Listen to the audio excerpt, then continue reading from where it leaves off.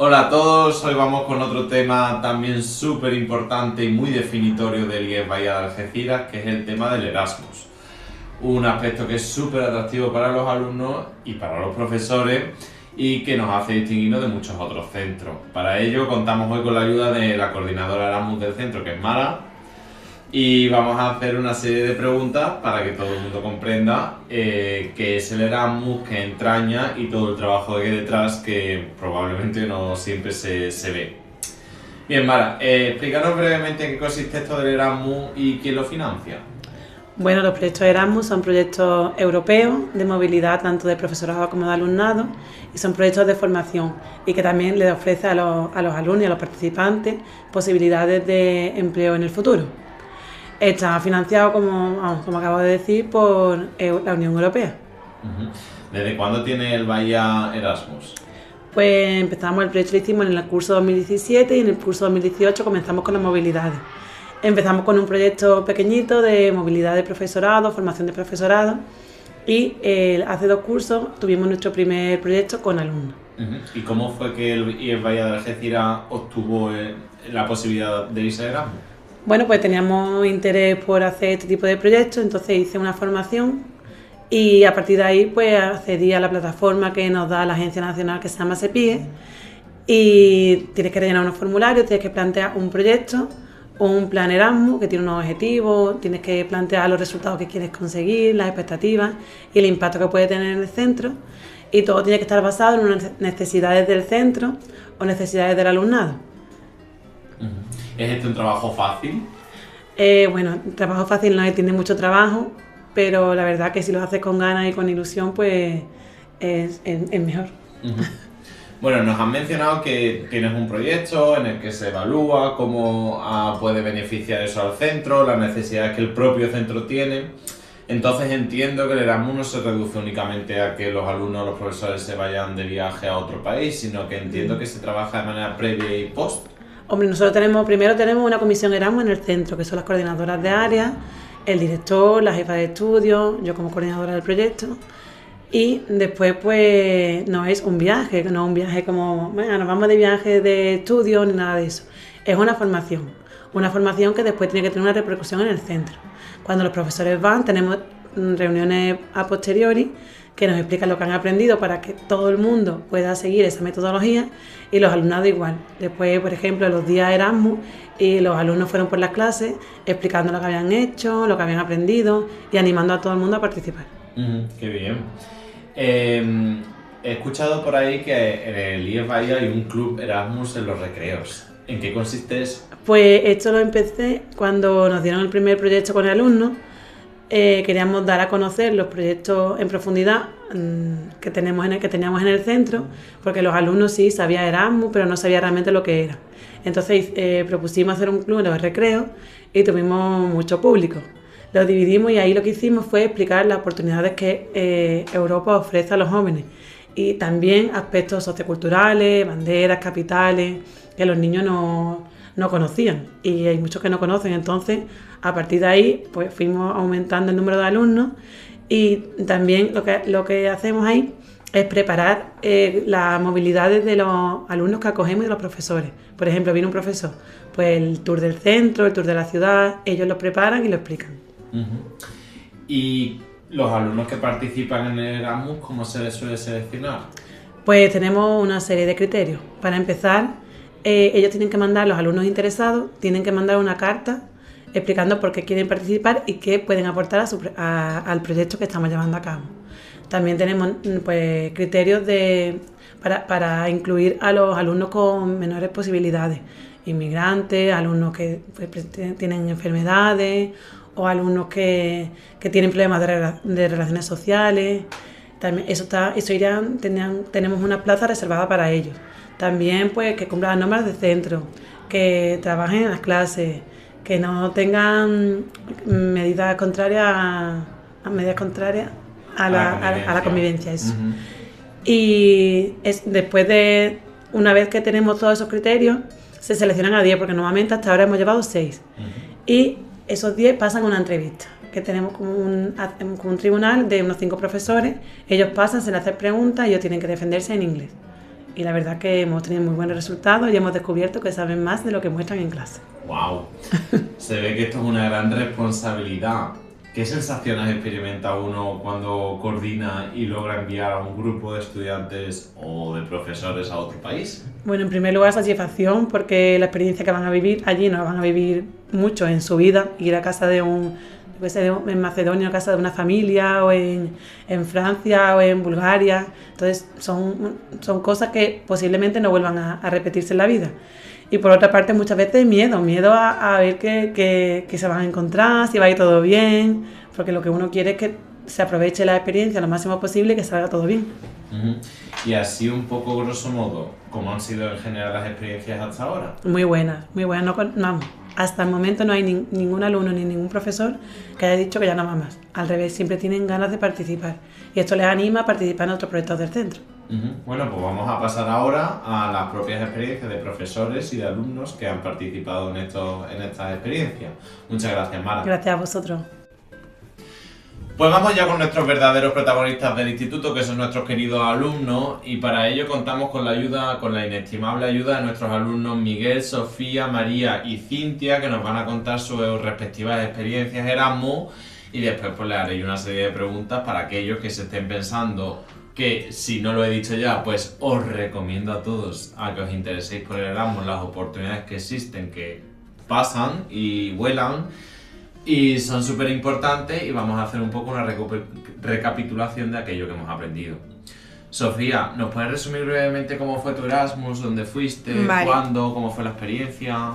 Bueno, pues yo fui en marzo de 2024 y mi destino fue Finlandia, en la ciudad de Seinäjoki.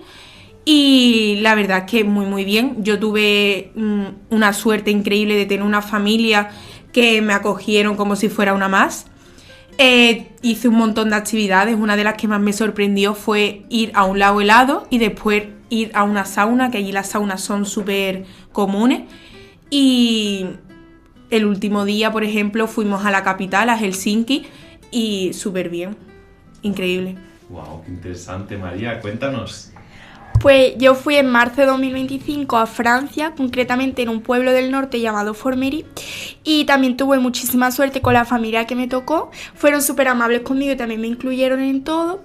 Y nosotros en el Erasmus, algunas actividades que hicimos pues fue visitar el instituto, hacer algunas actividades allí internas, y también fuimos a visitar ciudades como París, Juan y Amiens. La verdad es que me lo pasé súper bien y fue una experiencia inolvidable. Cintia, cuéntanos tu experiencia. Pues al igual que mis dos compañeras, las familias fueron súper agradables conmigo, me incluyeron como una más, incluso hicieron una comida familiar en la que estaban los abuelos y todo. La verdad que fue una experiencia increíble. Visitamos también la ciudad, y no solo la ciudad sino la capital, que es Volgograd. Yo fui a Bulgaria y una experiencia totalmente recomendable. Wow. Y por último, Miguel, ¿dónde fuiste tú? Pues yo fui a Macedonia del Norte. La familia, la verdad, que me acogió muy bien. La madre cocinaba muy bien. Una actividad que me gustó mucho fue visitar un tanque de guerra y visitar un campo que descubrió un hombre que estuvo con nosotros, famoso, que era un campo de minas donde él había descubierto allí la guerra y osos raros y eso. Wow. Y pues una experiencia que nunca olvidaré porque estuvo muy divertida con los amigos. Lo primero que se piensa un estudiante que se está ahí dubitativo si se va o no se va de Erasmus es el hecho ese de meterse en una familia ajena. María, ¿tú tenías miedo antes de irte? ¿Cómo fue la experiencia de que te acogiera una familia de otra cultura, de otro país? Es verdad que al principio pues yo creo que todos hemos tenido como un poco de miedo de a ver qué familia nos va a tocar, a ver si vamos a conectar con ella, pero lo dicho, yo tuve muchísima suerte y sí que es verdad que al principio es como que te corta un poco hablar con ellos, pero eso se pasa en nada porque al final tú has ido allí para hablar y practicar el idioma y encontrar las costumbres de allí y es una experiencia inolvidable. Miguel, ha mencionado nuestra compañera María un tema ahí que es el tema de la comunicación, que es otro factor que también nos da mucho miedo. ¿Nos cuentas un poco cómo te comunicaste tú en Macedonia del Norte? Pues con el que me acogió el alumno fue hablando inglés, pero ya con la familia fue con señas, o hablando con signos, así. ¿Y fluía la comunicación? Más que en inglés. ¡Wow! Sofía, ¿cómo fue en tu caso? O sea, ¿te dominabas bien el idioma o cómo fue? A ver, yo más o menos domino el inglés, pero hasta un cierto punto. Y recuerdo una vez que el padre hablaba un perfecto inglés y se me ponía a hablar y claro, yo me ponía la cara un poco de... Y la niña le dijo, papá, que la niña no sabe muy bien inglés, relájate. Y pues no, pero muy bien, muy bien, muy bien. Uh-huh. Hasta donde tengo entendido, todos los que habéis estado de Erasmus también habéis acogido estudiantes de Erasmus. Cintia, ¿cómo es eso de meter a un extraño en tu casa y que tu madre, que quizás no hable inglés, se esté comunicando con un estudiante extranjero? En mi caso, mi madre es verdad que no sabe inglés, entonces pues se intentaba comunicar con ella pues mediante signos y un poco el traductor. Yo lo hacía mediante inglés y sí es verdad que la chiquilla que yo acogí le costaba un poco, entonces sí es verdad que usamos más el traductor.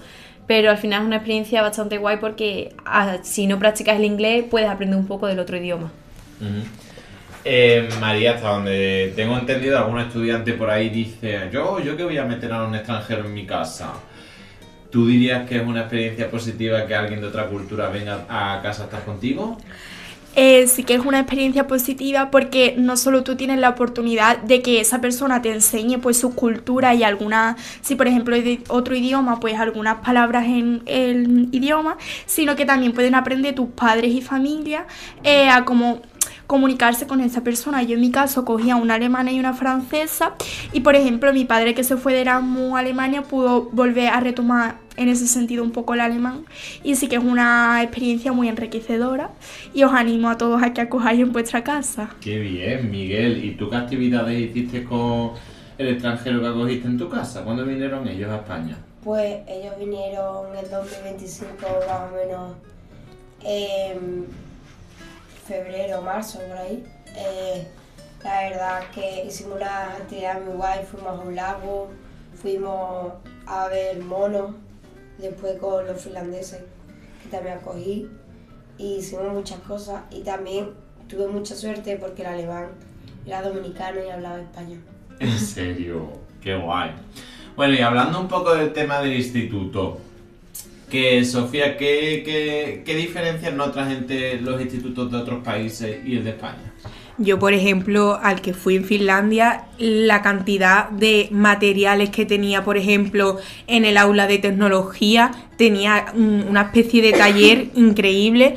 Tenían pianos, un montón de instrumentos. Yo creo que la cantidad de materiales que tienen ellos para dar las clases no es la misma que nosotros tenemos aquí, pero yo creo que la educación al final siempre se va a dar lo mismo. Uh-huh. Cintia, y con respecto a las clases, ¿qué diferencias notaste entre las clases en otros países y en España? Bueno, pues sí es verdad que cuando yo fui allá a Bulgaria tenían como un poquito más de libertad, es decir, también es verdad que la que me acogió era mayor que yo, estaba en bachillerato y pues es totalmente diferente, pero tienen, al igual que aquí en España, los profesores tienen muy buena relación con los alumnos y la verdad que estuvo bastante bien todas las clases, al igual que aquí. María, con respecto a las clases, ¿notas que allí se estudia menos o que tienen trabajos más prácticos?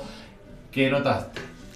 Pues así principalmente no noté ningún cambio grande, pero sí que es cierto que por ejemplo en el instituto en el que yo fui tenían más enseñanza. Por ejemplo había una cocina que nos pusieron a hacer crepes y es como que una FP de cocina que, a ver, nuestro instituto es muy chiquitito y no da para eso, pero... Y por otro lado pues... era lo mismo, a mí me metieron una clase de historia y era prácticamente igual, o sea que... Bueno, y como ha dicho María, nosotros hacemos cambios cuando vienen los Erasmus aquí a España. ¿Qué actividades así fuera de clase organizó el instituto cuando fuiste a Macedonia, Miguel? Pues organizó irse al campo, porque allí era todo campo. También, no sé si era algo común de ellos o fue porque fuimos nosotros, había días que entraban a las 10 del instituto y otros a las 6 de la mañana. Wow. O sea, daba un cambio repentino todo el día, entonces pues no sé si lo hicieron por nosotros o porque es así. Sofía, ¿qué diferencia notaste en la educación dentro de casa? Entre cómo es una familia española y cómo es una familia extranjera. A ver, no mucha, pero yo veo que allí los niños tienen mucha más independencia. Yo tenía ahí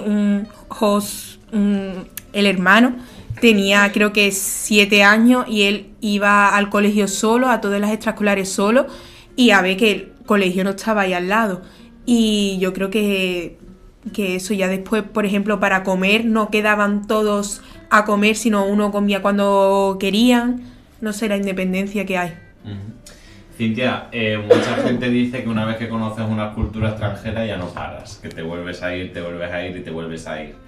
¿Cómo te ha animado a ti el Erasmus? Pues a mí el Erasmus me ha animado porque al final aprendes mucho de otras culturas, aprendes lenguas, conoces a gente que al final creo que es lo más bonito que te llevas de este tipo de experiencia y eso, al final lo que hace es aprender y conocer otras cosas a las que no estás acostumbrado. María, ¿qué aprendizaje te llevas del Erasmus? Pues yo del Erasmus me llevo práctica de la lengua, también me llevo un aprendizaje muy bonito que es aprender a hacer cosas por ti sola, porque sí que es cierto que ir a un país que no conoces a nadie, tú sola, yo por ejemplo nunca había viajado antes sin mis padres, pues es un cambio muy grande, pero te aprende también a tener tu cierta autonomía y eso me lleva un aprendizaje súper bonito. María mencionaba que es cierto que os vais sin padres a otro país, pero es cierto también que vais con 2 profesores acompañantes. Miguel, ¿cómo fue la relación con esos profes durante esa semana? ¿Cuidan? Pues sí, nos cuidaban bastante. Uno de ellos era el director, que por fuera tú lo ves un hombre como así súper serio tal, pues para mí fue la clave, pues fuera era súper divertido y eso. También los amigos que no falten, sino... Claro, porque os vais 6. Sofía, ¿y en tu caso? Yo me fui con Inma y Patricia. Yo en ese momento no conocía a Patricia y siempre me habían dicho que era súper dura, súper estricta y yo pues la verdad que iba un poco cagada. Pero una vez allí, vamos, súper bien, me hice, vamos, súper amiga de Patricia, ahora me da clase, pero vamos, y siempre a lo mejor en la clase recordamos algo de Finlandia y estuvieron súper atentas las dos. Increíble. Cintia, ¿repetirías esta experiencia? Desde luego que sí, la verdad me encantaría poder volver a viajar a otro país, al final como dice Miguel, con amigos y con profesores que al final no conoces y allí descubres que realmente pues son personas maravillosas. ¿Hay alguna anécdota que nos queráis contar? ¿Alguno? ¿No? ¿Sois vergonzosos ahora o qué? Bueno, yo sí. Que el mío jugaba todo el rato al ordenador y no salía a casa. Bueno, ¿jugaste tú también? No. ¡Vaya! Y Bueno, que en plan, salían todos los del Erasmus, todos los chicos, y él a lo mejor iba y le decía yo, vamos a ir con mi hermano y mi amigo y tal. Iba para allá, lo saludaba y se iba. Bueno, pues ya está. Cada uno es de su padre y de su madre. Bueno, pues sin más, vamos a cortar aquí un poco nuestras experiencias. Si Sofía no quiere terminar con la suya. Bueno, pues yo decir que yo casi me caí todos los días y una de ellas es cuando fui al lago helado. La sauna era común, o sea que había un montón de finlandeses. Y pues me caí y fue un momento súper vergonzoso. Ahí todo el mundo, ¿estás bien? ¿Estás bien? Pero en fin, que me caí todos los días. Ya está, es algo típico en ella caerse todos los días. Sí. Las anécdotas que nos quedan para siempre. Bueno, pues muchas gracias a todos por escucharnos y una última vez os animo a todos a que participéis en Erasmus si tenéis la posibilidad, en un futuro también, porque se ofertan otros niveles educativos y agradezco a todos por habernos escuchado. Gracias chicos por participar en el podcast.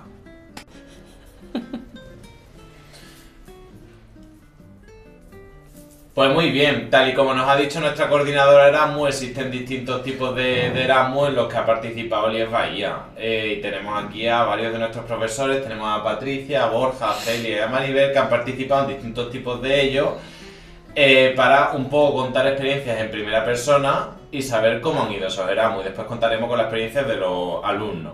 Entonces, Borja, cuéntanos, ¿qué tipo de Erasmus hiciste? ¿Cuándo? ¿Dónde? Bueno, pues nuestro Erasmus era un proyecto que englobaba 5 países, eran Polonia, Finlandia, Dinamarca, Islandia y nosotros, y fue hace 2 cursos, en 2023, bueno, y antes, 2022-2023, y la verdad que personalmente para mí fue una experiencia muy enriquecedora, porque conocer otro sistema educativo y los puntos fuertes que tiene su sistema, pues me hizo a lo mejor traérmelo aquí, donde nosotros trabajamos, y mejorar ciertos aspectos dentro de las limitaciones que tenemos.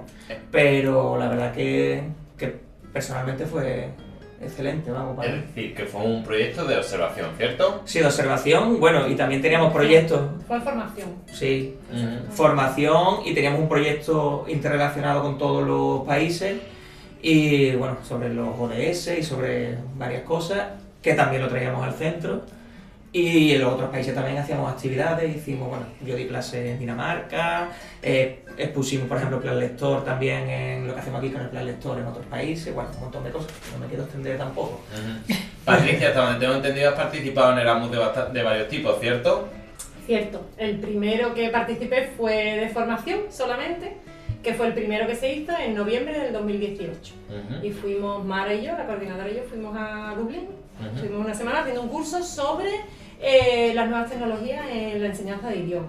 Y la verdad es que estuvo súper interesante, además de que allí pues aprendes muchas más cosas, no solamente eso. Y luego estuvimos en ese que ha comentado Borja, y el que a mí me ha gustado muchísimo y ha sido muy muy enriquecedor por otro motivo, es el que va acompañando a alumnos. Que en ese estuvimos en Finlandia, en un pueblecito que se llama Seinäjoki, y estuvimos yendo a clases con los niños. Nosotras no teníamos que hacer nada, solamente acompañarlos, y la verdad es que es súper enriquecedor. Ves el sistema educativo, ves cómo funciona una clase allí, y lo que dice Borja, te traes cosas, quieras o no, intenta imitar o enriquecerte de lo que has visto. Para quien nos esté escuchando, ¿qué diferencia hay entre uno de formación y otro que es de observación de un centro en otro país? Los de observación, yo no he estado en ninguno de observación. Los de observación creo que es simplemente ver cómo funciona el instituto. Ahí solamente van profesores, no van alumnos tampoco. Aunque creo que hay algunos que están mezclados, y mientras están los alumnos en clase, los profesores pueden estar observando. Que quieras o no, siempre están observando.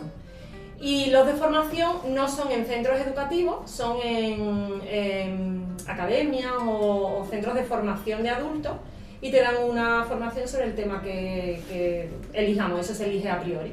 El nuestro, por ejemplo, fue tecnología en la enseñanza de idiomas, pero ha habido muchos, ha habido sobre convivencia, sobre, no recuerdo ahora mismo, los que ha ido Juan Carlos siempre han estado relacionados con la convivencia, con la salud mental quizá, o esto así. También ha habido relacionados con los planes lectores.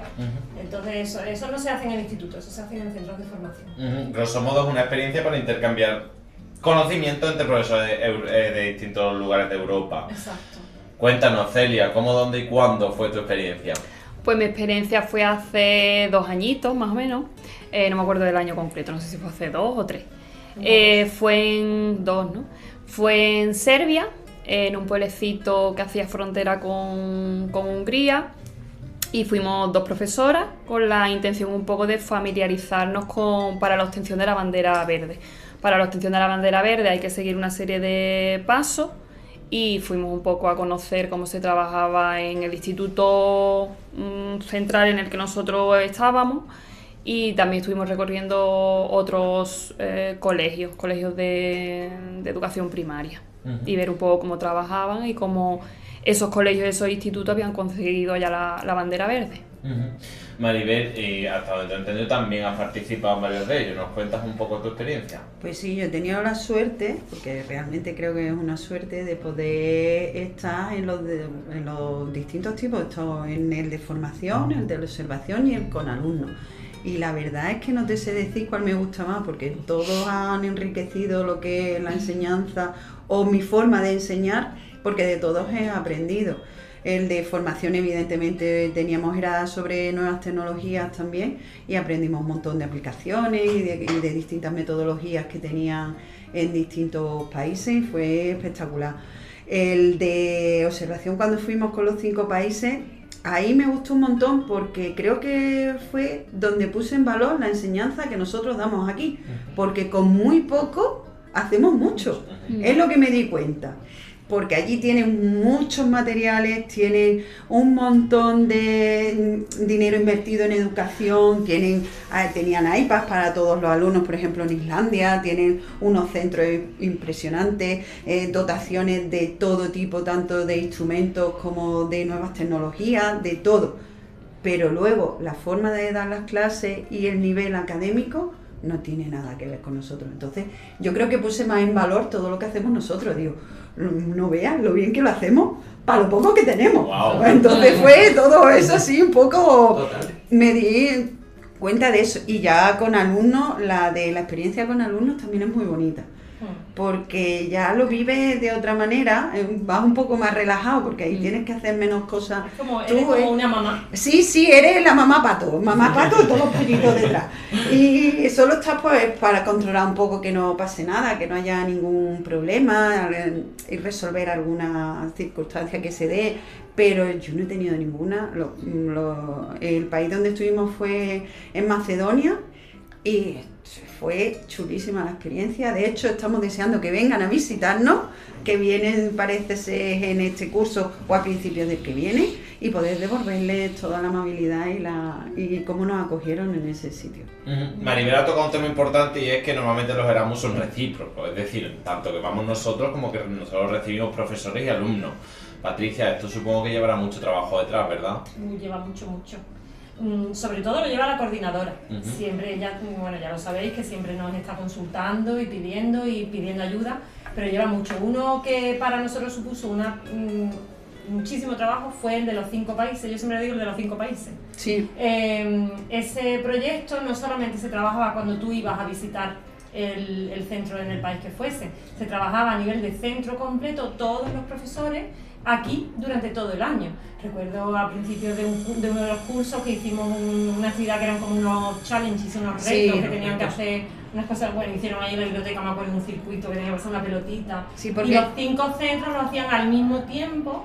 Otra actividad la hicimos con una videollamada, que era enseñar a hacer un tour por el instituto, que de hecho el tour que ahora mismo presentamos cada vez que viene un centro salió de ahí. Se hizo esa vez porque lo presentábamos online al resto de centros, íbamos grabando. Recuerdo lo que dice Maribel, medios tenemos muy poquito, iba grabando Mara con un móvil, yo iba con un micrófono para que no se viera el micrófono, para que las voces se escucharan, pero bueno, salió.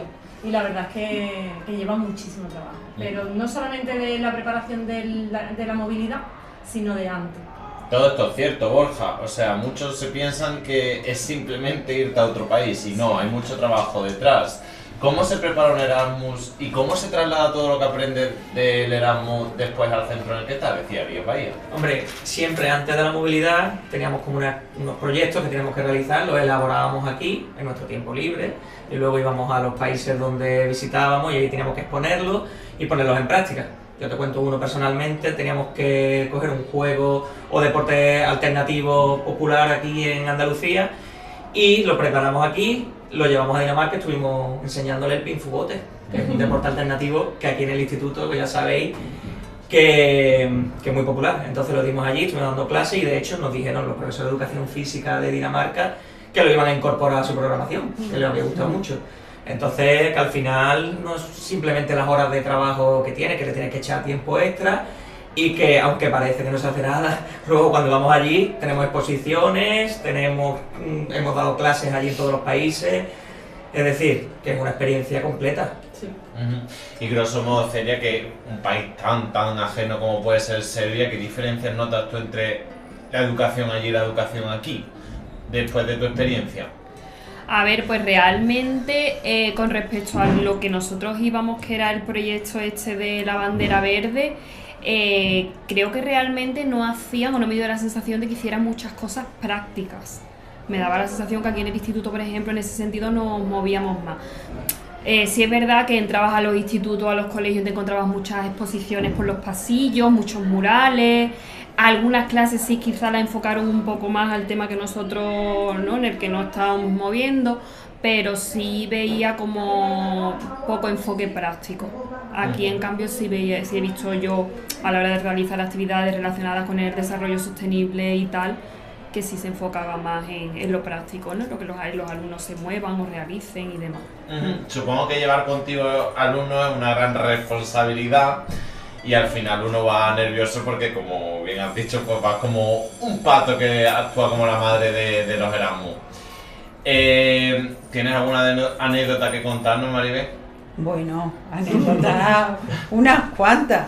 De niños que solo se comieron en una semana patatas fritas y chocolate porque no querían comer otra cosa, y luego ellos que es que no le daban otra cosa, y el padre vino a hablar 2 veces con nosotros preocupado de que no comía nada más que eso, y le dijimos, mira, no se va a morir de hambre, tranquilo, cuando llegue a España su madre lo entenderá.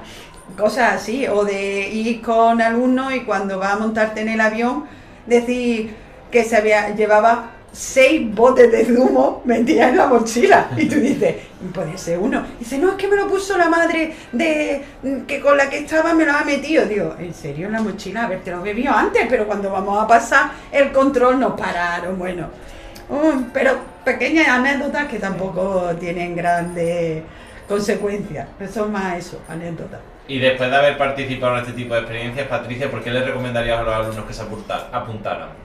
Yo pues simplemente simplemente le ves la cara cuando van a viajar, y la cara diariamente que tienen allí y de lo que se nutren, no se dan cuenta, pero ellos están aprendiendo desde que se bajan del avión, o mejor dicho, desde que se van a montar en el avión hasta que llegan aquí. Es una cara de felicidad, aprenden un montón de cosas, y sobre todo aprenden que los niños del resto de Europa no son diferentes a ellos, son iguales, y que allí se estudia igual que se estudia aquí.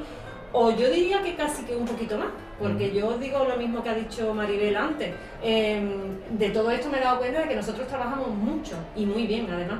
Y nuestros alumnos trabajan mucho y muy bien, unos más y unos menos. Pero ellos también se dan cuenta de eso y ponen eso en valor. Y experiencias de todo tipo. En mi caso que fue Seina Hockey con los niños, aprendieron a luchar contra el hielo y la nieve a diario porque era lo único que teníamos, y ya por último eran expertos tirándose en trineos y patinando, vamos. Y aprenden un montón. Es una experiencia súper enriquecedora. Pues sin más dilación vamos a pasar ya a la experiencia de nuestros alumnos. Muchas gracias a todos. A ti.